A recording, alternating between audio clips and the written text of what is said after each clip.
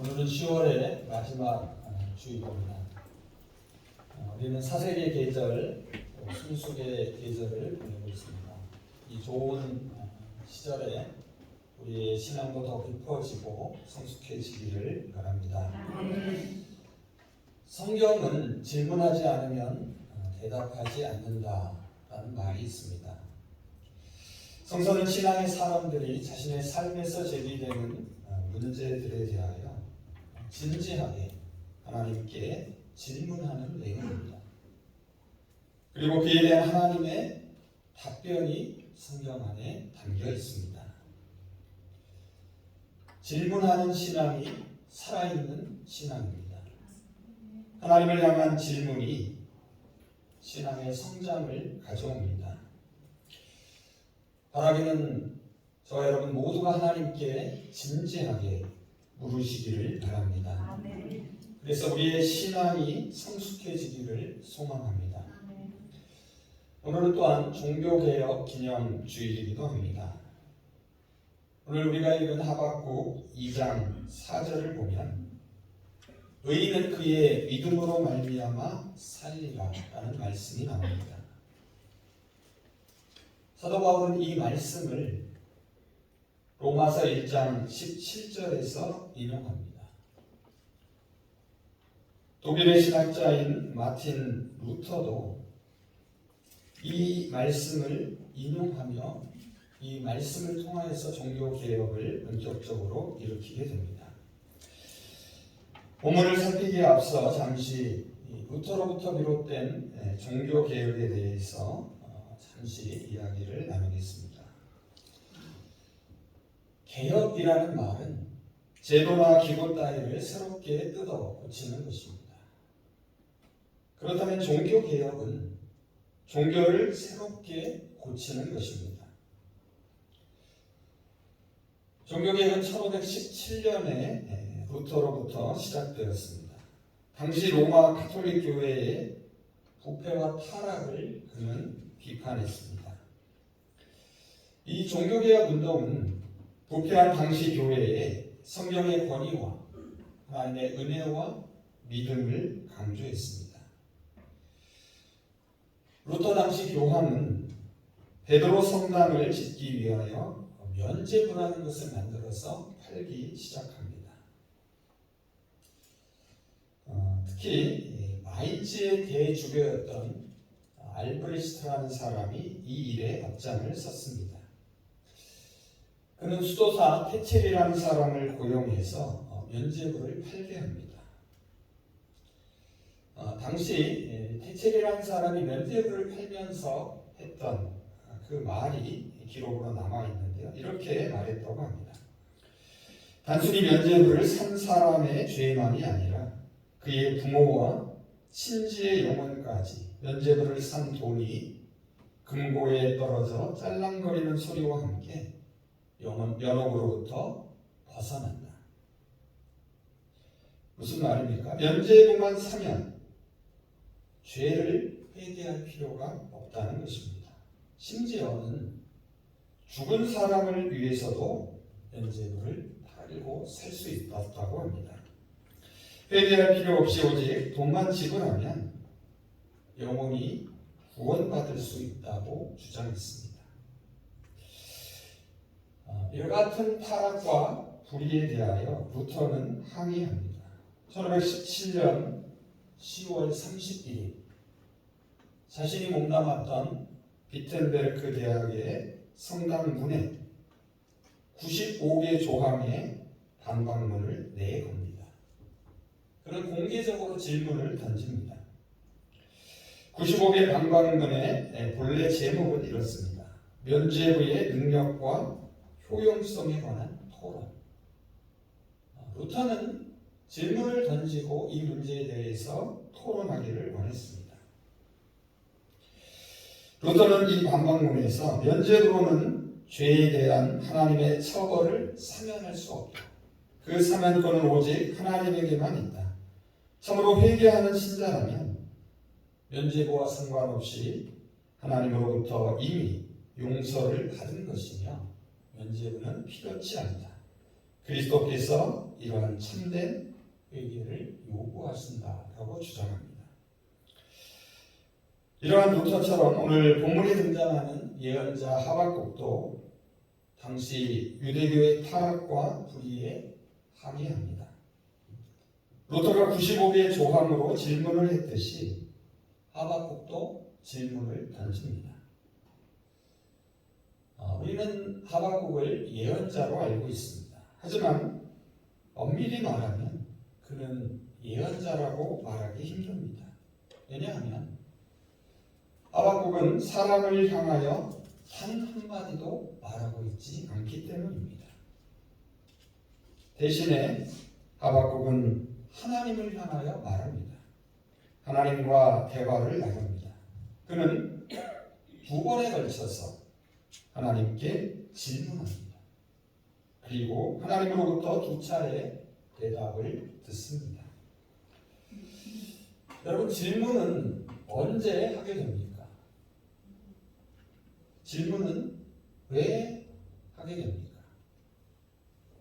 잘 모를 때 질문을 합니다. 의심이 날 때 질문이 필요합니다. 의심을 해소하고 더 분명히 알기 위해 묻습니다. 그래서 누군가에게 묻는다라는 것은 무엇을 밝히거나 알아내기 위하여 그 당사자에게 대답이나 설명을 요구하는 것입니다. 또 우리말에 묻는다라는 말에는 이러한 뜻도 있습니다. 어떠한 일에 대한 그 책임을 따지는 것입니다. 우리가 오늘 읽지는 않았지만 하박국 1장 1절에서 4절을 보시면 하박국은 하나님께 첫 번째 질문을 던집니다. 하나님 앞에 불평하면서 따지기 시작합니다. 하나님께 간곡하게 호소합니다. 하박국은 1장 2절에서 자신이 그렇게 간절히 부르짖어도 왜 듣지 않으시는지 하나님께 묻습니다. 그러면서 하나님의 응답을 호소합니다. 이 2절 말씀을 제가 세번역 성경으로 읽어보겠습니다. 살려달라고 부르짖어도 듣지 않으시고 폭력이다 하고 외쳐도 구해주지 않으시니 주님 언제까지 그러실 겁니까? 그리고 이어지는 3절과 4절을 보시면 이스라엘 백성들 사이에 죄악이 가득하고 정의가 왜곡되었다고 말합니다. 악인들이 득세하고 의인들이 위기에 처해 있다고 탄식합니다. 3절과 4절을 제가 공동 번역으로 읽어보겠습니다. 어린 일로 이렇듯이 애매한 일을 당하게 하시고 이 고생살이를 못 본 채 하십니까? 보이는 이 약탈과 억압뿐이요 터지는 이 시비와 말다툼뿐입니다. 법은 땅에 떨어지고 정의는 끝내 무너졌습니다. 못된 자들이 착한 사람을 등쳐먹는 세상, 정의가 짓밟히는 세상이 되었습니다. 여러분, 지금 하박국이 탄식하는 당시의 사회상이 어쩌면 오늘 우리가 살고 있는 이 사회상과 아주 비슷합니다. 하박국은 이러한 현실을 보고서 경악을 금치 못합니다. 그리고 그는 괴로워합니다. 폭력이 세상에 가득함을 보고서 절망하게 됩니다. 하나님이 이러한 불의와 악함을 너그럽게 보시는 것 같아 번민하기 시작합니다. 그래서 그는 하나님께 불평하며 질문합니다. 이 하박국 1장과 2절을 보시면 언제까지 그리고 어찌하여 라는 말이 많이 등장합니다. 하나님께 따지고 있습니다. 질문하는 신앙을 가진 사람은 이러한 하박국의 갈등과 번민에 공감하지 않을 수 없습니다. 오늘 우리 가운데도 기도에도 응답되지 않는 듯한 어두운 현실이 있습니다. 억압받는 자들의 희생을 막으려 해도 거대한 악의 세력 앞에 왜소하고 무력한 자신을 발견하게 됩니다. 그래서 하나님께 제발 이 문제들을 해결해 주시기를 탄원할 수밖에 없습니다. 그래서 질문하는 신앙은 곧 기도하는 신앙입니다. 하나님 하박국의 불평어린 기도와 그의 울부짖는 질문에 응답하십니다. 그 내용이 하박국 1장 5절에서 11절에 기록되어 있습니다. 자, 여기서 하나님은 바벨론을 통하여 이 타락한 이스라엘을 심판하시겠다라고 대답합니다. 1장 6절에 등장하는 갈대아 사람들이 바로 이 바벨론을 가리킵니다.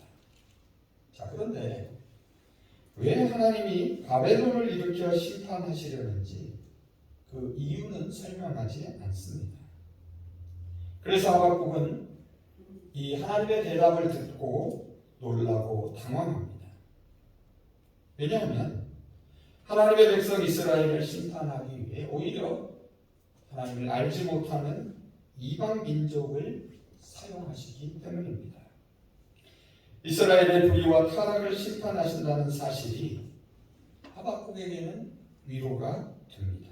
하지만 악한 사람들이 하나님의 심판 도구가 되어 오히려 하나님의 백성을 심판하신다는 이 말씀 때문에 더 큰 혼란 속에 빠지게 됩니다. 이것은 이해하기도 힘들지만 그 심판을 지켜보는 것은 더 치욕스럽고 고통스럽기 때문입니다. 우리가 오늘날의 상황에서 한번 예를 들어보면 이럴 가능성이 있습니다.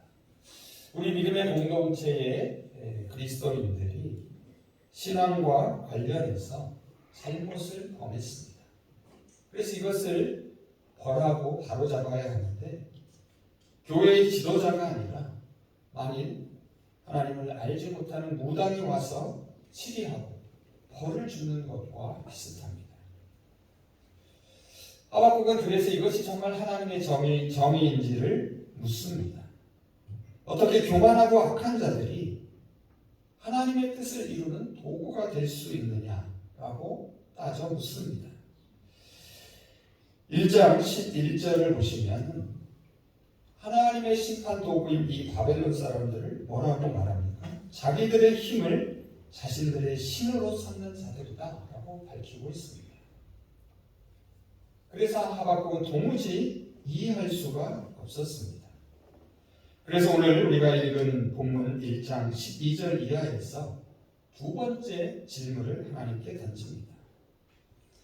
이스라엘의 악인들이 하나님의 심판을 받을 것이라는 것은 이제 잘 알겠습니다. 하지만 어떻게 이들보다 더 악한 자들이 의로운 이스라엘 백성들을 무력으로 짓밟게 하십니까? 거룩하신 하나님이 악한 나라를 들어쓰신다는 사실을 그는 받아들일 수 없습니다. 특히 15절을 한번 보시기 바랍니다. 15절을 보시면 바벨론 사람들은 무력으로 남의 나라 백성을 사육합니다. 그리고 스스로 기뻐하고 즐거워한다고 말합니다. 그들은 하나님의 뜻을 알기는커녕 스스로 교만해질 것이라고 말합니다. 그래서 16절을 보면 그들은 노략의 도구인 그물과 투망 덕분에 자신들이 잘 살게 되었다고 생각합니다. 그래서 그물과 투망의 향을 발라 다치기까지 할 것이라고 말합니다. 한마디로 말하면 심판을 받아 마땅할 자들이 어떻게 번영을 누릴 수 있느냐라고 묻습니다. 여러분의 생각은 어떻습니까? 포악한 바벨론을 끌어들여 이스라엘을 징계하시려는 하나님의 계획을 이해하실 수 있습니까? 아마 저와 여러분이 하박국이었다면 똑같은 질문을 던졌을 것입니다. 하나님의 답변이 그의 입장에서 얼마나 실망스러운지를 알려면 하박국의 처지에서 살펴보아야 합니다. 13절을 한번 보시기 바랍니다. 눈이 정결해서 악을 참아 보지 못하시는 하나님께서 패역한 자들을 소집하여 자기보다 의로운 사람을 어떻게 삼키게 할 수 있느냐라고 따져 묻습니다. 이제 하박국은 하나님의 대답을 기다립니다. 본문 2장 1절을 보면 밤을 지키는 파수꾼처럼 그는 성루에 서 있습니다. 하나님께서 무엇라 말씀하실는지 귀를 기울이며 기다리고 있습니다. 그리고 드디어 2절 이하에서 하나님으로부터 응답을 듣습니다. 하나님은 하박국에게 이 묵시를 기록하라 라고 말씀하십니다. 판에 분명하게 새겨서 달리는 사람도 쉽게 읽을 수 있도록 하십니다. 이렇게 마음판에 또렷하게 새겨야 하는 하나님의 말씀, 하나님의 대답은 두 가지였습니다. 첫째는 비록 더딜지라도 기다리라는 말씀입니다. 3절을 한번 보시기 바랍니다. 이 묵시는 정한 때가 있나니 그 종말이 속히 이르겠고 결코 거짓되지 아니하리라. 비록 더딜지라도 기다리라. 지체되지 않고 반드시 응하리라. 무슨 말입니까? 하나님께서 심판의 때, 마지막 종말의 때를 정해 놓으셨다는 것입니다. 하나님이 주권을 가지고 일하실 것이니 너희는 인내하라는 말입니다. 하나님이 어떻게 행하실지를 참고 지켜보라는 것입니다. 여러분, 이 종말의 때는 곧 구원과 심판의 때로 나뉘는 시기입니다. 악한 바벨론에게 임할 심판은 실제로 오늘 우리가 읽지는 않았지만 2장 5절 이하에 자세하게 기록되어 있습니다. 마음이 교만하고 정직하지 못한 바벨론에 대하여 이미 하나님께서 잘 알고 계신다라고 말합니다. 그 사실을 믿지 못하고 바벨론에 대한 즉각적인 심판을 눈앞에서 보여달라는 것은 옳지 않다고 말합니다. 그들을 심판할 때를 하나님이 정하셨기 때문입니다. 종말을 기다리는 이 중간 시기는 놀랍게도 이 악인들에게는 회개할 마지막 구원의 기회이기도 합니다. 이러한 사실을 베드로후서 3장 8절은 잘 증언하고 있습니다. 베드로후서 3장 8절입니다. 사랑하는 자들아, 주께는 하루가 천년 같고 천년이 하루 같다는 이 한 가지를 잊지 말라. 주의 약속은 어떤 이들이 더디다고 생각하는 것 같이 더딘 것이 아니라 오직 주께서는 너희를 대하여 오래 참으사 아무도 멸망하지 아니하고 다 회개하기에 이르기를 원하시느니라. 그러나 주의 날이 도둑같이 오리니 그날에는 하늘이 큰 소리로 떠나가고 물질이 뜨거운 불에 풀어지고 땅과 그 중에 있는 모든 일이 드러나리로다. 자, 첫 번째가 기다리라는 말씀이었다면 두 번째는 믿음으로 살 것이다 라는 말씀입니다. 4절을 한번 보시기 바랍니다. 보라, 그의 마음은 교만하며 그 속에서 정직하지 못하나 의인은 그의 믿음으로 말미암아 살리라. 다른 한편으로 의인들에게 이 중간의 시기는 참으로 견디기 힘든 고통의 시간이기도 합니다. 앞서 말씀드린 대로 바울은 이 말씀을 로마서 1장 17절에서 다음과 같이 인용하고 있습니다.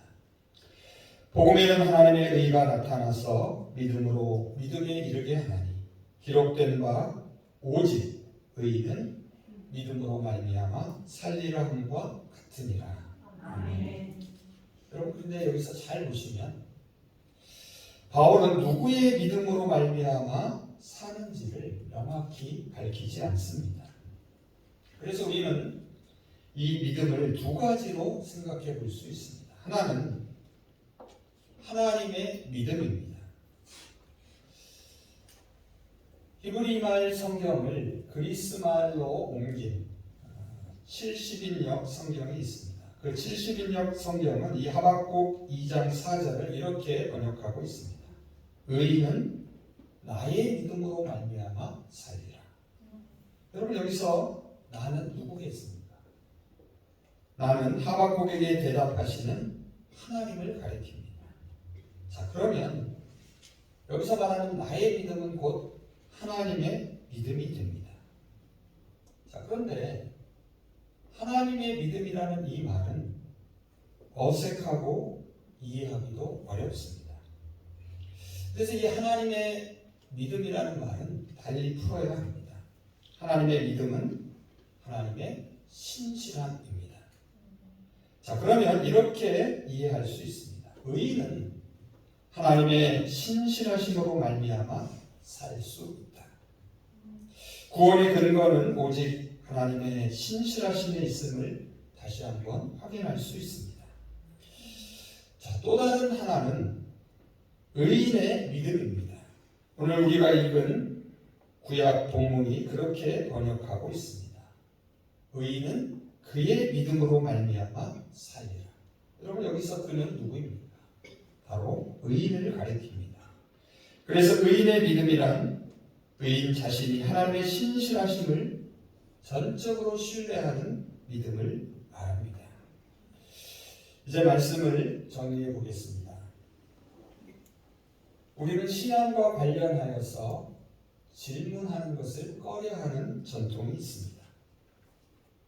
따져 묻는 신앙은 믿음 없는 신앙이라고 낙인을 찍습니다. 그래서 질문하지 않고 무조건 그대로 받아들입니다. 그렇게 믿는 것이 훌륭하고 좋은 신앙이라고 여깁니다. 하지만 성경에는 수많은 질문들이 하나님을 향하여 던져지고 있습니다. 비록 시원한 대답을 듣지 못해도 하나님과 세상을 향하여 묻습니다. 앞서 말씀드린 대로 성경은 질문하지 않으면 대답하지 않습니다. 성서는 신앙의 사람들이 자신의 삶에서 제기되는 여러 문제들을 하나님 앞에 진지하게 묻는 내용입니다. 그리고 그에 대한 하나님의 대답이 담겨 있습니다. 질문하지 않으면 답을 얻을 수 없습니다. 묻지 않으면 알 수 없습니다. 질문하는 신앙이 살아있는 신앙입니다. 그래서 질문하는 신앙은 성장하는 신앙입니다. 성숙해지는 신앙입니다. 질문하는 신앙은 자신의 삶을 진지하게 다루는 데서 시작합니다. 질문하는 신앙은 하나님을 사랑하고 하나님이 사랑하는 사람들을 사랑하는 데서 시작됩니다. 질문하는 신앙은 동시대에 상처 입고 아파하는 사람들과 고통을 함께 하는 것입니다. 질문하는 신앙은 하나님께 그 이유를 묻습니다. 그리고 하나님께 구원을 호소합니다. 그래서 질문하는 신앙은 곧 기도하는 신앙입니다. 루터는 95개의 반박문으로 타락한 가톨릭을 향하여 질문을 던졌습니다.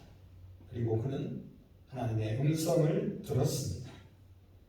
하박국도 하나님을 향하여 질문을 던집니다. 어찌하여, 언제까지 끊임없이 묻습니다. 그리고 마침내 하나님의 대답을 들었습니다. 아무것도 묻지 않는 신앙은 죽은 신앙입니다. 묻지 않으면 듣지 못합니다.